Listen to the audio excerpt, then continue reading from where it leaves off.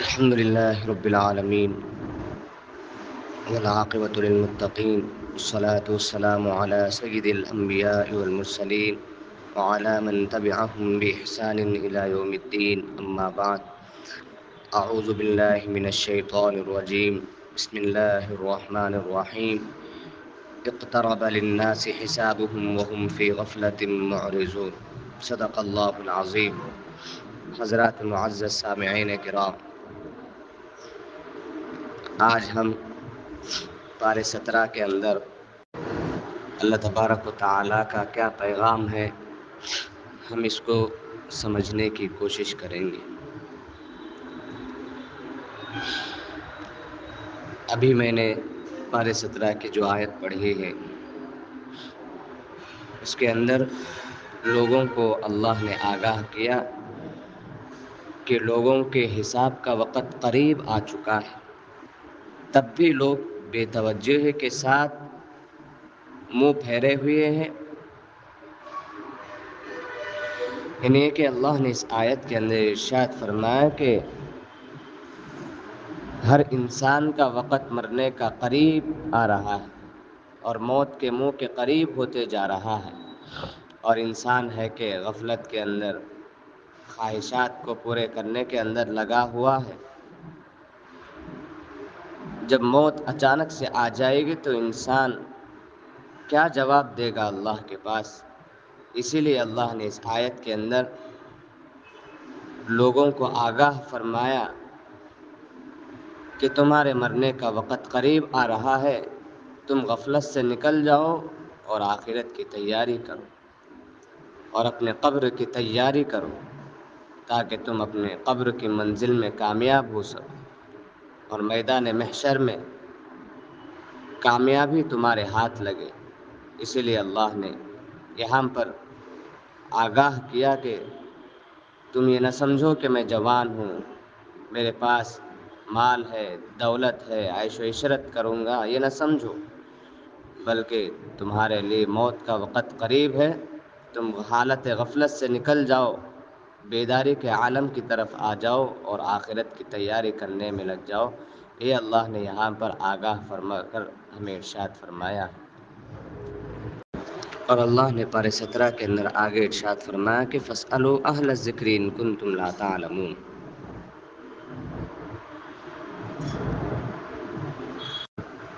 فرمایا کہ اگر تم دین کی باتیں نہ جانتے ہو، دین نہ جانتے ہو، تو تم کو چاہیے کہ اہل علم سے دریافت کر لو۔ یعنی اللہ نے اس کے اندر ارشاد فرمایا کہ انسان کی دو قسمیں ہیں، ایک وہ جماعت، ایک وہ گروہ جو علم کو جانتا نہیں ہے، دین تو جانتا ہے لیکن مکمل دین کو جیسے چاہتا ہے اور مزاج دین کو جانتا نہیں ہے۔ اور دوسرا گروہ، دوسری جماعت وہ ہے جو اہل علم کہلاتے ہیں اور جو دین کو مکمل طور پر جانتے ہیں اور جو دین کا مزاج بھی جانتے ہیں۔ جو مکمل دین علم کو سیکھتا ہے وہی دین کے مزاج کو بھی جانتا ہے۔ اس لیے اللہ نے فرمایا کہ جو لوگ دین کو جانتے نہیں ہیں اور جو لوگ علم رکھتے نہیں ہیں، ان کو چاہیے کہ علماء کی رہبری میں اپنے آپ کو جو ہے زندگی کے اندر ڈھال دے اور ہر بات اور ہر مشورہ اہل علم سے لیجیے اور دین کی باتیں بھی اہل علم سے معلوم کریے۔ تو یہاں سے معلوم ہوا کہ دین پر اپنی ذاتی رائے قائم کر کے عمل نہیں کرنا چاہیے، بلکہ علماء سے مشورہ کر کے، علماء سے دین کی باتیں معلوم کر کے اس کے اوپر عمل کرنا چاہیے۔ یہ اس آیت کے اندر اللہ نے ارشاد فرمایا ہے۔ اور اللہ نے پارہ 17 کے اندر فرمایا کہ لَوْ كَانَ فِيهِمَا آلِهَةٌ إِلَّا اللَّهُ لَفَسَدَتَا، کہ اگر زمین و آسمان میں اللہ کے سوا اور بھی معبود ہوتے تو ان دونوں کا نظام درہم برہم ہو جاتا۔ یعنی کہ اللہ نے اس آیت کے اندر یہ آیت کو نازل فرما کر یہ سارے معبودوں کی تردید فرما رہے ہیں اور اپنے ایک حقیقی معبود ہونے کی دلیل اس آیت سے اللہ دے رہے ہیں۔ یعنی کہ اللہ نے اس آیت کے اندر موٹی مثال کے ذریعے سے سمجھا دیا ہے کہ میرے علاوہ اگر کوئی اور بھی دوسرا معبود اس دنیا میں ہوتا تو پھر یہ دنیا کا، اس آسمان و زمین کا نظام درہم برہم ہو جاتا۔ وہ کیسے؟ کہ اللہ کے علاوہ کوئی اور بھی معبود ہوتا، جس طرح سے ہماری دنیا کے اندر لوگ مانتے ہیں کہ فلاں فلاں بھی اللہ ہے، کہتے ہیں، اسی کی تردید اللہ نے فرمایا کہ وہ اس طرح سے کہ اگر میرے علاوہ کوئی اور معبود ہوتا تو میں کہتا کہ میں بارش برساؤں گا، اور وہ معبود کہتا کہ نہیں بارش نہیں بلکہ ابھی دھوپ کا موسم ہونا چاہیے۔ میں یہ کہتا اور وہ کہتا، دونوں کی بات میں اختلاف ہو جاتا۔ پھر اس کے بعد نظام حکومت، نظام دنیا ٹھیک سے نہیں چل پائے گی۔ پھر اس کے بعد سورج کا وقت پر نکلنا، چاند کا وقت پر نکلنا، بارش کا برسنا، دھوپ کا نکلنا، اور غلے کا اگنا، اور کھیتی باڑی کا نکلنا، یہ سب کچھ برباد ہو جائے گا اگر دو معبود ہوتے۔ ایک ہی معبود ہے، اس لیے سورج وقت پر نکل رہا ہے، دنیا کا نظام بغیر کسی فساد کے چل رہا ہے، بغیر پلروں کے اللہ نے آسمانوں کو کھڑا کیا ہے۔ ایک ہی معبود ہے، اسی لیے دنیا کا نظام خیر و عافیت کے ساتھ چل رہا ہے۔ یہ اللہ نے اس آیت کے اندر ارشاد فرمایا ہے۔ تو یہاں سے اللہ کے علاوہ دوسرے معبودوں کی تردید ہو گئی ہے، جس کو ہم مانتے ہیں۔ غیر لوگ معبود بنا کر پوجا جس کی کرتے ہیں کہ یہ جو ہے حاجت روا ہے، مشکل کشا ہے، یہ ہماری بگڑی بنانے والے ہیں، ان کے ہاتھ میں بھی تاثیر ہے۔ یہ جو لوگ یہ کہتے ہیں، اللہ نے اس کی تردید فرمائی ہے کہ وہ معبود، وہ باطل خدائے، صرف تم پوچھتے ہو، لیکن ان کے اندر نفع اور نقصان پہنچانے کی تاثیر ان کے اندر ذرے برابر بھی نہیں ہے۔ یہ اللہ تبارک و تعالیٰ نے اس آیت کے اندر اس کی تردید فرمائی ہے۔ پارہ 17 کے اندر مزید اللہ نے کچھ انبیاء کا ذکر فرمایا ہے۔ انہی میں سے حضرت ابراہیم علیہ السلام کا ذکر خیر بھی فرمایا ہے کہ حضرت ابراہیم علیہ السلام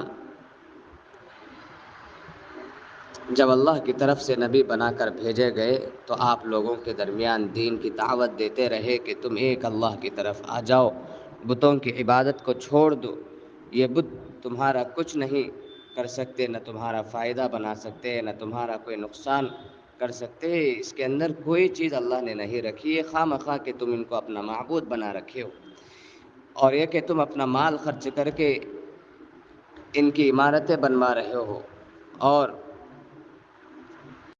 ان کی تصویریں بنوا رہے ہو، تمہارا مال بھی ضائع ہو رہا ہے اور تمہارے وقت کا بھی ضیاع ہو رہا ہے، اور دنیا کے ساتھ ساتھ تم اپنی آخرت کو بھی برباد کر رہے ہو۔ یہ حضرت ابراہیم علیہ السلام ان کو دعوت دیا کرتے تھے، اور آپ کے والد خود بت تراش تھے، یعنی یعنی کہ پتھر کو تراش کر بت بناتے تھے، اور بت پرست قوم کے مذہبی پیشوا بھی تھے، رہبر تھے، بڑے تھے،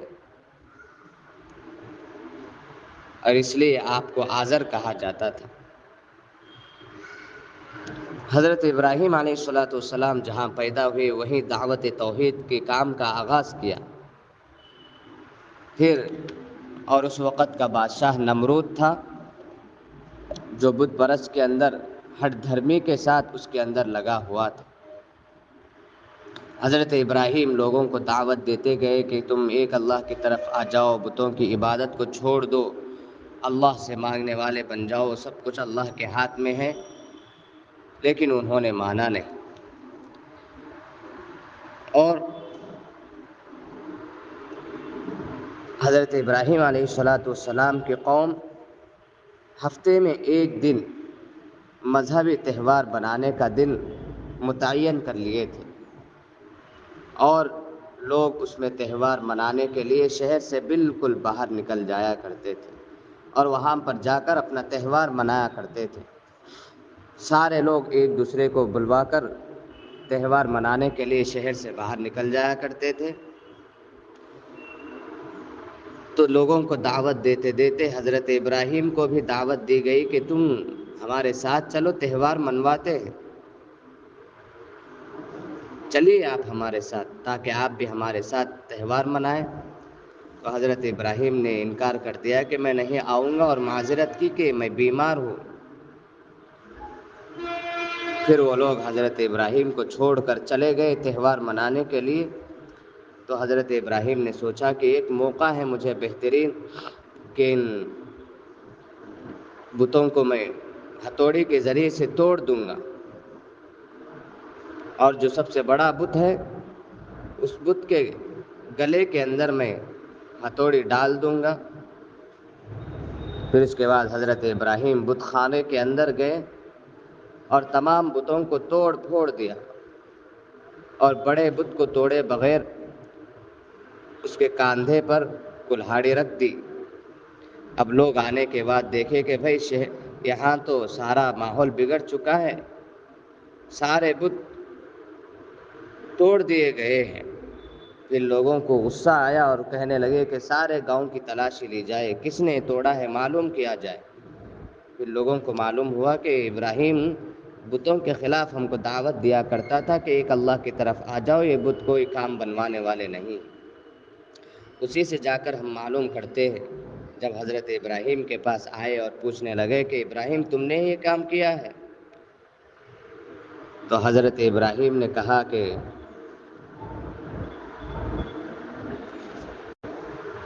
تم انہی سے پوچھ لو، اس لیے کہ تم ان بتوں کو اپنا بڑا سمجھتے ہو اور یہ لوگ نفع اور نقصان پہنچانے کے قابل ہے یہ سمجھتے ہو، تو تم انہی سے پوچھ لو کہ سارے بتوں کو کس نے توڑ پھوڑ دیا ہے۔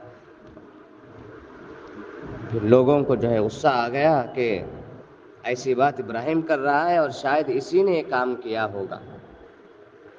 پھر اس کے بعد حضرت ابراہیم علیہ السلام کو نمرود کے سامنے لے جایا جاتا ہے، اور اس وقت کی یہ سزا تھی کہ جو آدمی اپنے مذہب سے منہ موڑ لیتا ہے اس کو زندہ آگ میں ڈال دیا جاتا تھا۔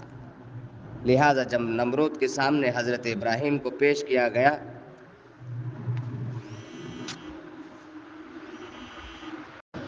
تو حضرت ابراہیم کو آگ میں ڈالنے کے لیے سارے لوگوں نے ارادہ کر لیا، لیکن انہوں نے سوچا کہ اس کو جو ہے ایسی معمولی آگ میں نہ ڈالا جائے، بلکہ اس ابراہیم کے لیے خاص لکڑیاں جمع کی جائے اور بڑے پیمانے پر آگ سلگایا جائے اور اس کو بھڑکایا جائے، پھر اس کے بعد اس میں ابراہیم کو ڈالا جائے۔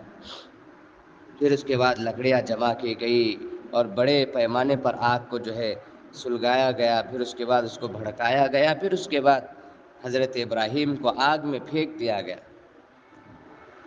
جس خدا کے حکم سے آگ جلتی اور جلاتی ہے، اسی خدا نے آگ کو حکم دیا کہ تم ابراہیم کے لیے ٹھنڈی ہو جاؤ۔ قلنا یا نار کونی بردا وسلاما علی ابراہیم۔ فوراً جو ہی حضرت ابراہیم کو آگ میں ڈال دیا گیا، فوراً اللہ کی طرف سے حکم آیا کہ اے آگ، میرے خلیل ابراہیم کے لیے تو ٹھنڈی ہو جا، اور سن، ایسی ٹھنڈک بھی نہ ہو کہ تیرے ٹھنڈک کی وجہ سے ابراہیم پر کوئی مصیبت آ جائے، بلکہ تو ایسی ٹھنڈک ہو جا کہ اس کے لیے سلامتی اور حفاظت کا خطرہ بن جائے، ایسی جو ہے تو ٹھنڈی بن جا۔ پھر اس کے بعد آگ ٹھنڈی ہو گئی، اور کئی سالوں تک حضرت ابراہیم علیہ السلام کو نمرود نے آگ کے اندر رکھا۔ بالآخر حضرت ابراہیم علیہ السلام اس بھیانک اور خطرناک آگ کے اندر سے صحت و سلامتی کے ساتھ بڑے پیمانے پر بھڑکائی ہوئی آگ سے باہر نکل آئے۔ لوگ دیکھ کر پریشان کہ اس آگ کے اندر ڈالنے کے بعد 2-3 لمحوں میں انسان جل کر خاکستر ہو جاتا ہے، لیکن ابراہیم کو اتنی بڑی مدت کے اندر رکھنے کے باوجود بھی وہ صحیح سلامت کے ساتھ باہر نکل آیا ہے۔ تو اس 17 پارے کے اندر اللہ نے حضرت ابراہیم کا ذکر فرمایا ہے، اور اس سے ہمیں معلوم ہوتا ہے کہ جو آدمی دین کا کام کرتا ہے اس پر حالات آئیں گے، مشکلات آئیں گے، پریشانیاں آئیں گے، لیکن صبر کا دامن، اللہ پر بھروسے کا دامن کو مضبوطی کے ساتھ تھامے رکھنا ہے، تب جا کر اللہ کی مدد اس کے ساتھ شامل حال ہوگی۔ دنیا کے لوگ کتنی ہی بڑی سزا ایک داعی دین کے لیے طے کر لے، لیکن اپنے دین پر داعی اگر جمے رہے گا تو اللہ کی طرف سے ایسی مدد آئے گی کہ آگ بھی پانی کی طرح ٹھنڈی ہو جائے گی، اور اللہ کی طرف سے مدد کے، نصرت کے راستے کھلتے چلے جائیں گے۔ اس واقعے سے ہم کو یہ سبق ملا ہے۔ اور آگے اللہ تبارک و تعالیٰ نے حضرت ابراہیم کی طرح دوسرے انبیاء کا قصہ بھی ذکر فرمایا ہے۔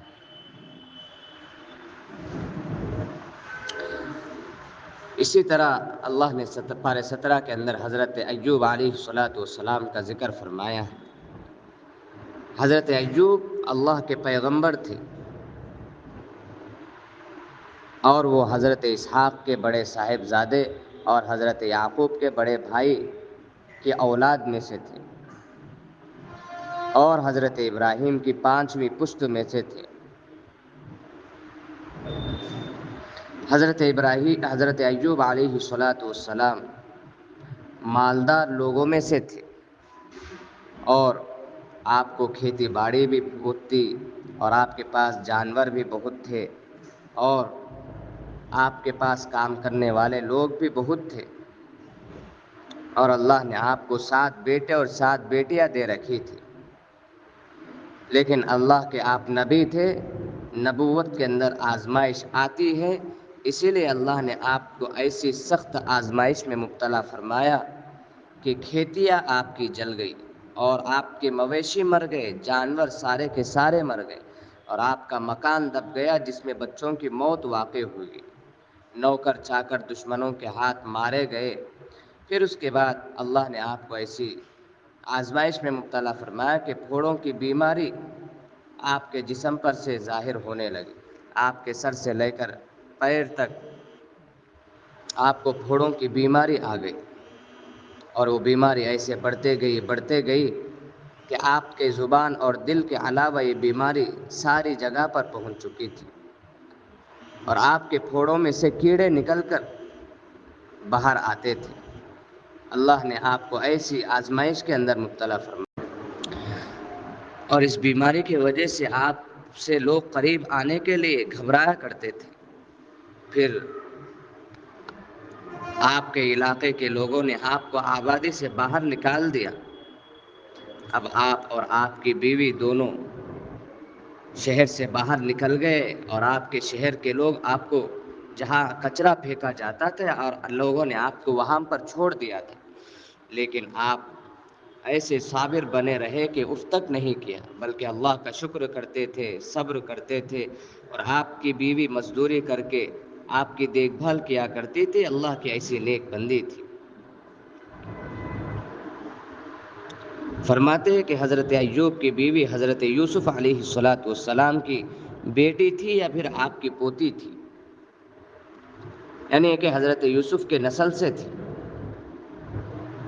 وہ آپ کی بیوی آپ کی خدمت کیا کرتی تھی۔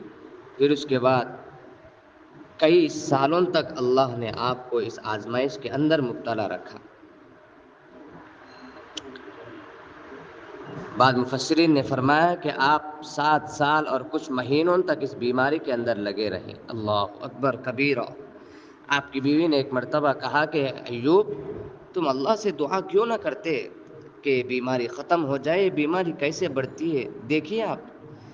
حضرت ایوب کہنے لگے کہ مجھے خوف ہو رہا ہے، مجھے ڈر ہو رہا ہے کہ اللہ نے مجھے 70 سال تک عیش و عشرت کی زندگی دی، مال و دولت عطا فرمائی، کیا میں 7 سال اللہ کی اس آزمائش کی زندگی میں نہ گزاروں؟ مجھے ڈر ہوتا ہے کہ کہیں بے صبری مجھ میں آ جائے اور اللہ مجھ سے ناراض ہو جائے۔ پھر اس کے بعد حضرت ابراہیم صبر کے ساتھ رہے۔ پھر اس کے بعد اللہ سے آپ نے دعا فرمائی کہ وَأَيُّوبَ إِذْ نَادَىٰ رَبَّهُ أَنِّي مَسَّنِيَ الضُّرُّ وَأَنتَ أَرْحَمُ الرَّاحِمِينَ، کہ فرمایا کہ اے اللہ، آپ مجھ پر رحم فرما دیجئے، جو بیماری مجھ کو لگی ہے۔ تو فوراً اللہ نے آپ کی دعا قبول فرما لی، اور فرشتے کے ذریعے سے آپ کو یہ حکم ملا کہ زمین پر اپنا پاؤں مارو، وہاں سے گرم پانی کا چشمہ جاری ہو جائے گا۔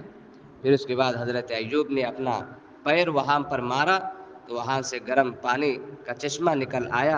پھر حضرت ایوب سے کہا گیا کہ تم اس کے اندر غسل کرو اور اس پانی کو پینے لگو۔ پھر اس کے بعد حضرت ایوب اس پانی کو پینے لگے اور اس کے اندر غسل کرنے لگے تو آپ کے جسم سے ساری بیماری ختم ہو گئی اور آپ کے جسم سے نئے نئے بال اپنی جگہ پر اگنے لگے اور آپ کا مبارک جسم پھر سے پہلے کی طرح بننے لگا، اور اللہ نے آپ کے لیے جنت سے ایک لباس بھیجا، اس کو حضرت ایوب پہن لیے۔ آپ کی بیوی یہ سارا قصہ ہونے تک مزدوری کے لیے نکل گئی کہ آپ کے لیے کچھ لایا جائے کھانے کے لیے۔ پھر جب بیوی آ کر دیکھنے لگی کہ میرا ایوب وہاں پر نہیں ہے تو زار و قطار رونے لگی، اور حضرت ایوب وہاں پر بہترین بیماری سے پاک صاف ہو کر آپ بہترین جنت کا لباس پہن کر وہاں بیٹھ گئے۔ پوچھا کہ تم نے اس آدمی کو دیکھا جو بیماری کے اندر یہیں پر پڑا رہتا تھا؟ حضرت ایوب نے کہا کہ میں ہی ایوب ہوں۔ تو آپ کی بیوی نے کہا کہ تم مذاق نہ کرو، مجھ سے مذاق کرتے ہو، بتاؤ میرا شوہر کہاں ہے، وہ ایوب جو یہاں رہا کرتا تھا آپ نے دیکھا ہے؟ حضرت ایوب نے کہا کہ نہیں، میں ہی تو ایوب ہوں، میں نے اللہ سے دعا کی تھی نا، وہ دعا قبول ہو گئی۔ پھر اس کے بعد حضرت ایوب کو اللہ نے جو مال پہلے دے چکا تھا اس سے بھی زیادہ مال اللہ نے آپ کو عنایت فرمایا، اور اللہ نے آپ کو مویشی عطا فرمائے، جانور بھی دیے، زمین بھی دی، کھیتی باڑی بھی دی، مال بھی دیا، اور اولاد بھی دی جو سارے اولاد مر چکے تھے۔ اللہ نے پھر سے انعامات کی بارش فرمائی۔ حضرت ایوب کے اس قصے سے ہم کو معلوم ہوتا ہے کہ انسان کو صبر کا دامن مضبوطی کے ساتھ پکڑے رہنا ہے، چاہے کتنی ہی بڑی بیماری کیوں نہ آ جائے، لیکن اللہ کی طرف سے سب کچھ یہ سوچتے ہوئے صبر کا دامن